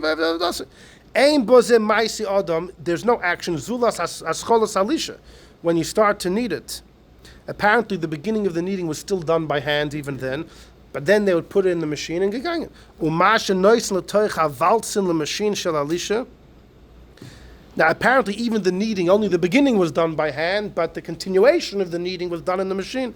Ulamachin shel ha'aricha, of the pounding. V'roi malose herich l'manisa. You already wrote it in your letter. V'nei mashi himtzi. Deloi mahani machshevas ha'acher. Dumya dezeh mechashev v'zeh oivid. Okay, so here's the shaila that, can your machshava help if somebody else is doing it? Fine, so he brings a number of sources about that. Bam, bam, bam, bam. Look at the bottom right side now. Look at the bottom right side now. Avoladina near it seems to me like this. The menidin didan ein yoitzin l'shei matzahs mitzvah.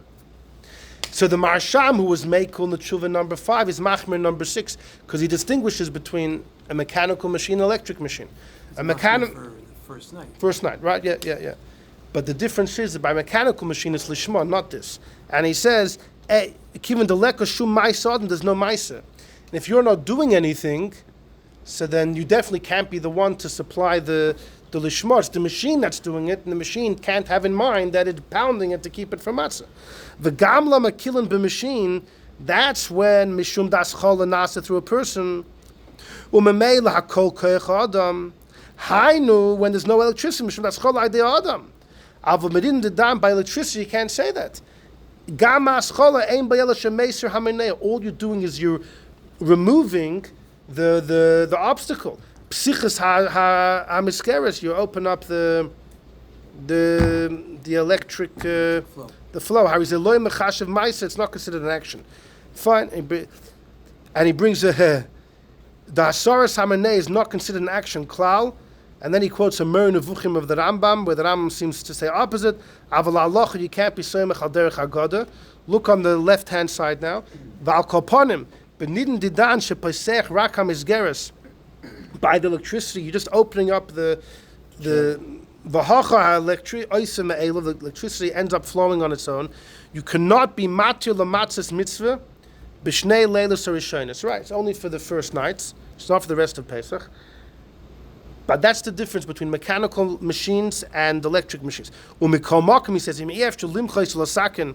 if you push it, can't change it. Yesh l'tzadid. He wants to say chiddush da'af, even though the matzah lav stama l'shmokoi. When it comes to certain mitzvahs or even some karbonos, we say stama l'shma. Sometimes you don't have to have directly in mind why you're doing it. Since it's obvious why you're doing it, it's good enough. If the beginning of the kneading came from man and you did a lishma, and then you put the dough into the machine, we could say kol hanase al das harishayin hanase. It's a klal from Gemara and Shabbos. Sometimes we say if you start doing something with a certain intention, anything you do after that all follows the original intention. Now that's when you do it. Here, it's the machine doing it. But if you can consider it all one long action, I don't know, it seems a bit of a stress. Fine. You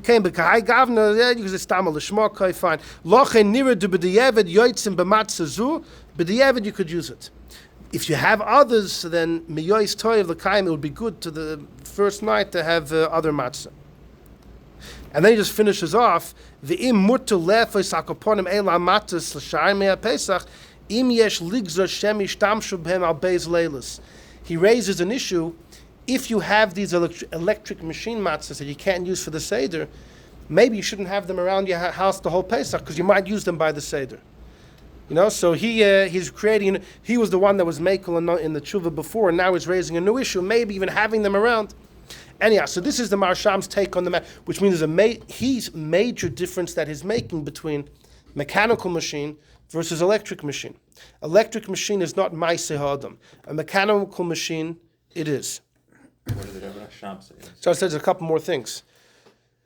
We finished the sheets, but hold on. There was a major Goan in Eretz Yisrael in the 1800s. Rab Meir Auerbach was his name. The Imrei Bina, a sefer that he wrote, a big, huge Talmud Chacham. And the issue also came to him. And he said like this. He said, if Shlomo Kluger answered the matzahs by a mechanical machine, Shlomo Kluger answered. This is before the electricity came. It's all Meir Auerbach is speaking about mechanical machines. He said if Shlomo Kluger answered, then I'm not being matir. But he says Shlomo Kluger shouldn't have given all of his reasons, because once you give reasons, you can start nitpicking. He says the issue of lishma. He says he doesn't understand the issue of lishma. He says in that he thinks Yosef Shol Natanzon is right. But he says for the following reason.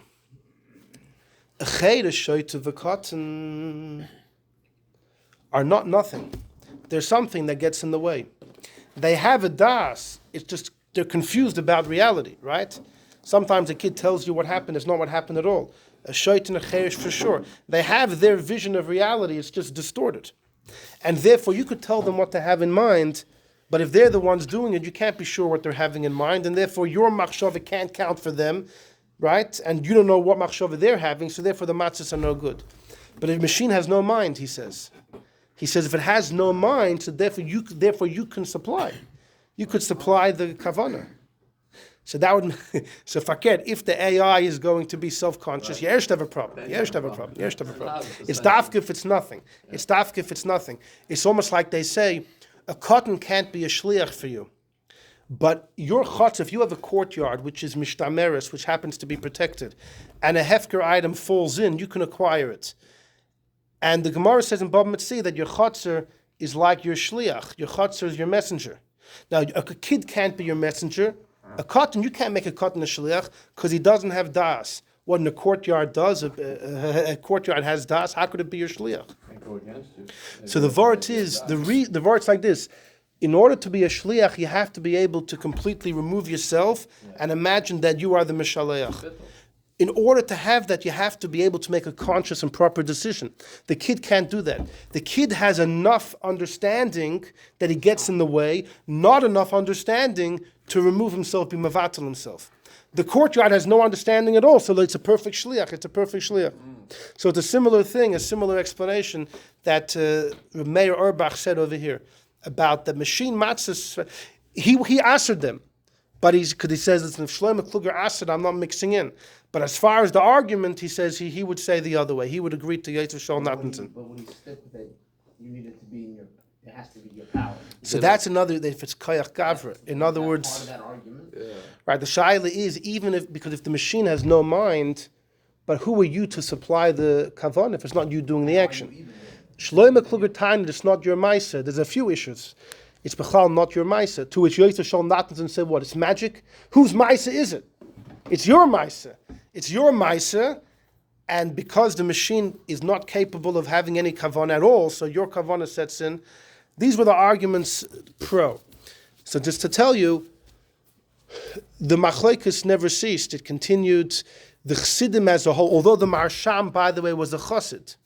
He was a chassid of the Sar Shalom of Belz and then Meir Premish, but he was meikul on not the electric matzahs, but on the regular mechanical machine matzahs. But as a whole, the Chassidim were machmir, as we saw, the Avnei Nezer, the Chidush Harim, the Tzanzer, major machmir, and many Litvishes were meikul. The Ksav Sofer, how could I forget? The Chsam Sofer's son. The Chsam Sofer lived in Pressburg. He passed away, and his son Avram Shmuel Ben Yamin Sofer took over the yeshiva, the Rabbonis in Pressburg. He was matir machine matzahs, and in Pressburg they had a matzah bakery. They had a thing with mechanical machines in Pressburg, and he said it's fine. And they asked him, "What about the round and square? Ugais is round." You know what he said? The Ksav Sofer said, "Bizchus that we use square matzahs, the Eibishtil will redeem us ma'arba kanfei saaretz from the four corners of the earth." Wow. So he Double down. Exactly. So Fakir, he was very pro. Shlomo Klug was worried for people's parnasa. If you're going to make machine, what about all the parnasa? So these Gunim said, Fakir, what about the buyers? Nebuch the buyers. Machine mat is so much cheaper. You're worried about Jews' parnasa. Forget about the rollers, those that should be rolling. What about all the guys in Kailo that are trying to fork out the money to buy matches at $50 a pound? So it remained a debate. Even amongst the Litvishes, the Chazanish was against, the Steipler was pro. The Rogachover as a chassid, he was neged, but he was matir. He said, if a yid owned machine matzahs after Pesach, you're allowed to eat it. It's not chometz she'over lov al Pesach. So that's like, but anyhow, but then you have there was a whole group in the Litvische world that felt not only it's good, it's more preferable. Because so Aaron Kotler and his wife, Aaron Kotler had matzah shmura the whole Pesach, but his wife dafgate machine matzahs. His wife was the daughter of the Evan Ha'ozel, Isser Zalman Meltzer, and they dafgate machine matzahs. So the whole Pesach, the husband dafke had matzah shmura, and she dafke had machine matzahs. Going back to Rogachover, what's the problem? Because the rest of Pesach, you're allowed to have Shmura. The Chaim Tzan. No, because Lishma was one issue. Chaim Tzan just said it's Chometz Gomer. But then you have the Evan Ha'ozel who said, no, you should dafke have it. Apparently, they say that Chaim Oizer in Vilna was also pro machine matzahs. He was pro machine. Reb Tzvi Pesach Frank, the big rabbi of Yerushalayim, who was a great yid, and he was he loved the Alter Rebbe Shulchan Aruch too. He once walked into the Brisker Rav, Reb Chaim Brisker's son, Reb Velvel of Brisk, who lived in Eretz Yisrael at the end of his life. Reb Tzvi Pesach Frank walks in, and he sees the Brisker Rav eating matzah shmura. And Tzvi Pesach Frank said, don't you know that it's more mahud, the machine matzahs are better. The machine matzahs are more trustworthy, right? It's more trustworthy. So the Velvel said, my friend, what did Moshe Rabbeinu eat? You're saying round matzahs are no good. This is what Moshe ate. If it's good enough for Moshe, it's good enough for us. It's not so posh because when it comes to batim of tefillin, it's and this was also a big issue. We use mechanical machines. saying it was thick. Yeah. We use mechanical machines to get perfectly square. Why? Moshe Rabbeinu didn't use that. So then, when can you say this taina? It's, when can you not?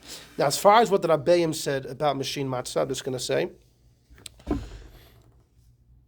apparently the Tzemach Tzedek wrote a letter. It's not a recorded letter, but the Tzemach Tzedek had a chassid who was a big genius, Reb Shner Zalman Fradkin, the Torah's chesed. And the Torah's chesed says he saw a letter of the Tzemach Tzedek where the Tzemach Tzedek was not for it, was against. The Reb Maharash, a generation later, the Reb Maharash said, machine matzis, machine tzitzis, and the Corfu Esrogim, the island of Corfu had Esrogim. It's a famous controversy for a couple. In the end of the 1600s, Yidden were getting Esrogim from the island of Corfu, and then the Polish Rabbanim, when they heard about it, they said they're mukavim. They were too perfect. They were too smooth on the outside. They are what do you call murkav? They're grafted. They're grafted Esrogim. They're not kosher. And there was a major controversy. And the Radziner Rebbe, the guy that found the Tchelis, the Tchelis guy, so he did lots of research and he said, no, it's good. He said the Karfu Esrogim are not grafted, they're good Esrogim. And he said the Barditchever used an Esrog from Karfu. So the Rebbe Marash said, in the name of the Alter Rebbe, that a Malach took a seed from an Esrog of Calabria and planted it in Corfu, and from that seed, the Barditchever got his esrog. So he got the one good esrog that's in Corfu. But the rest of the esrogim are shayla. So the Marash said the esrogim from Corfu, the machine matzahs, machine sitzes, put them all together and off the table. So off the you know table. where this island is? Yeah, it's in the Mediterranean. He said to burn a Greek the island. with the potato. He said to burn them. As far as the Rebbe Rashab, what did the Rebbe Rashab say about machine matzahs? The Rebbe Rashab was in a discussion with somebody who actually almost convinced someone came to the Rebbe Rashab with a very good argument for all the reasons why it's kosher. And the Rebbe Rashab said, listen, I'll tell you a story. The Rebbe Rashab said that the Tsar of Russia once traveled around amongst Jewish neighborhoods, many neighborhoods, just to see, as the Tsar himself, not incognito. And he once came to a bris, and he witnessed the bris. And afterwards, when the Tsar was asked, "No, what do you say?" So the Tsar Nikolai went by the name Nikolai. Nikolai said that I was very impressed, but they don't have to eat it. When they do the mitzvah, they don't have to eat it. So the Rebbe Rashab told this guy about all your arguments about the machine matzah. It's very impressive. But you don't have to eat it. You don't have to eat it. You don't have to eat it. As far as the Frierdiker Rebbe, somebody once asked the Frierdiker Rebbe, machine matzah after Pesach, can you eat it, or do you have to treat it as chametz that was owned over Pesach? Like what the Rogatchover dealt with. And the Frierdiker Rebbe got upset at the question. He said, don't be a schwanz. It's a silly question to say, if anybody owned it, it's even going to be forbidden after Pesach. No, don't be. Apparently, on Pesach Sheni, the Frierdiker Rebbe would dafke have machine matzah. Like the Baal Shem Tov Sukkah, Apparently, Pesach Sheni, the Frierdiker Rebbe dafke had machine matzah. What's the Baal Shem Tov Sukkah? Baal Shem Tov Sukkah, he had many questions. The least kosher sukkah that you can have, but kosher, but He relied on every single kula. There wasn't a lavud and doifen akum and every issue. And Hamas and Rebbe Tzilasa was just barely. And the Misnagdim in the city had a big problem. They all spoke about his sukkah. Baal Shem Tov said, and if I have a beautiful sukkah, what are they going to say in heaven about all those Yidden that have shaky sukkahs? But if I have that sukkah, there's lots of medrash. Moshe Rabbeinu, when Moshe Rabbeinu was told by God, the Yidden did the egel, I'm going to destroy them and I'll make you into a big nation, Moshe broke the luchas. It's brought in Medrash Rabbah that Moshe says, Eibishter, you swore to the others you're going to keep their nation alive, right? So what's the chap? You kill everybody else, and I'll be the new Avraham Avinu. You'll start again from me. I'm going to break the luchas, and I'm going to become a sinner. I won't be any better than anybody else, and therefore you won't be able to kill them and keep me alive. I'm going to be in the same boat as them. And since he can't exterminate all of us, he'll have to keep all of us alive. It's a Medrash Rabbah. It's a Medrash Rabbah that... what? He broke the whole pair. Right. But in other words, he incriminated, the Medrash says he incriminated himself in order the Eibishter wouldn't be able to pull off the chap of killing everyone and saving him. Anyhow, fascinating thing. So, the Friedrich Rebbe Dafka ate on Pesach Sheni in order to, by doing that, it's matzah to some degree. To some degree, it's matzah. Now, by the Rebbe, so I heard from Rabbi Shapiro that 1 year, by the Rebbe, it was a big thing to get people to have matzah by the Seder, and especially Shmura matzah. But it was once in South America and Brazil, they didn't have Shmura matzah, the round matzah, and the Rebbe told them to give out machine matzah for people to have the night of the Seder. On the other hand, somebody once wrote to the Rebbe and said, I have a kid, if somebody's not well, and there's a choice to give them kidneys or machine matzah. So Rabbi Shapiro told me it was gebroks versus machine matzah, but I saw elsewhere, maybe it was a different story, it was a question of kidneys versus machine matzah. Now kidneys is very serious. Kidneys is already from the Rishonim, and the way the poskim write about kidneys for Ashkenazim, very serious, much more than gebroks, right? By the Friedrich Rebbe, he was once sitting right by the table on Pesach, and somebody dipped his matzah into the wine, right? And somebody, gave him a chelik. And the Friedrich Rebbe said, better the matzah be red than the face be red. Right? What are you cursing the guy out of here? But that's gebrok. But kidneys is more right. Kidneys is more serious. But the Shas, both of them versus machine matzah, and the Rebbe said, better the gebroks. And in one place I saw about the kidneys, the Rebbe said, better the kidneys. Which I don't know how halachically it's a little. Because if the Rebbe did want people to use machine matzah the first night Pesach, if in lieu of matzah shmura, okay, it's a mitzvah deraisa to eat, but still it must be b'di'evid okay. But kidneys is mamash yisur. So I don't know. We have to verify that version.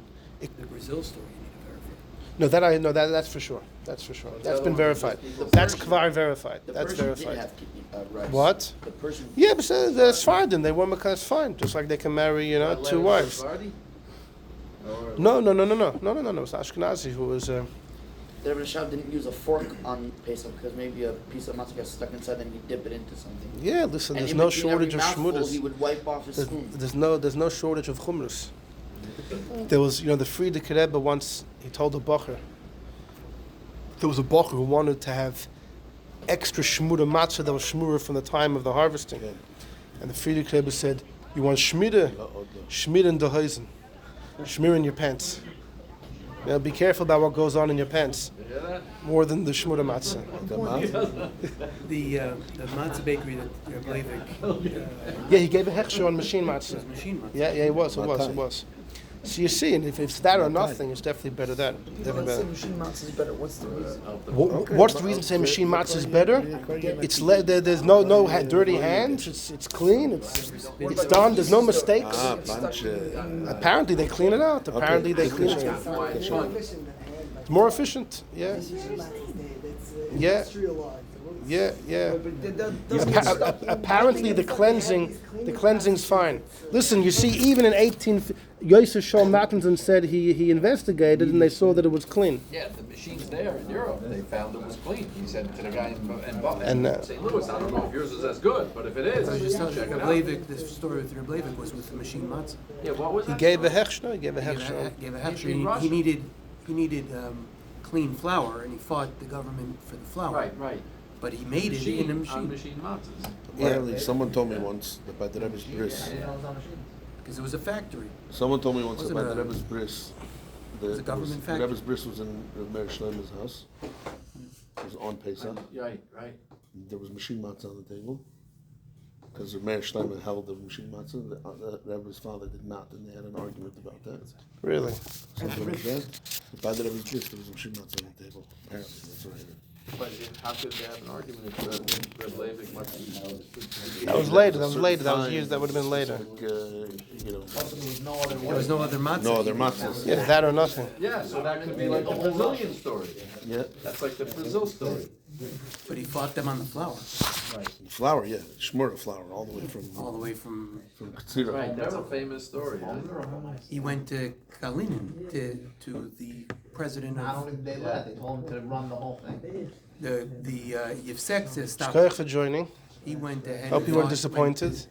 went to the Usually president- usually it's more. It's very funny. It's Made them give him new flour. Right. Then you come, you call. I'm a Talmud for Rosh Hashanah. I'm in his co. Oh wow! Oh wow! Look at that! Look at that! Look at that! He quoted correctly.